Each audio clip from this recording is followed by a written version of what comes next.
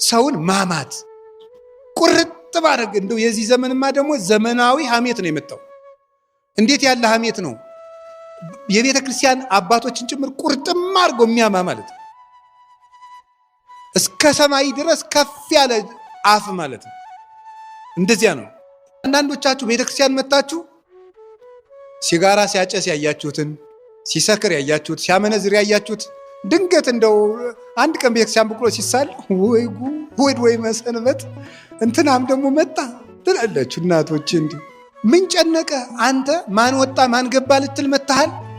ማንን ፈልጋችሁ ነው የመጣችሁት? ክርስቶስን ፈልገን ነው። ሰው የፈለገውን ያድርግ። አንዳንዱ ስግደት ይሳሳታል፣ አንዳንዱ ማማተብ ይሳሳታል፣ አንዳንዱ ይወጣል ይገባል፣ አንዳንዱ በቅዳሴ ጊዜ ይቀመጣል፣ አንዳንዱ ያቋርጣል፣ አንዳንዱ ያወራል። ዝም ብለህ አንተ እነዚያ ምንም ይበሉ ዞር አትበሉ። ክርስቶስን ፈለጋ የመጣች ነፍስ ክርስቶስን ብቻ እያሰበች ትቆማለች። ካህናቱም ቢሆን ዲያቆናቱም ቢሆን ቄሶቹም ቢሆኑ መርጌቶቹም ቢሆኑ ክርስቶስን ፍለጋ ነው የመጡት። እንዲህ አይባልም። ራሱ ዞር አይባልም። ቤተ ክርስቲያኑ ክርስቶስን ፍለጋ ነው። ወሬ አይወራም።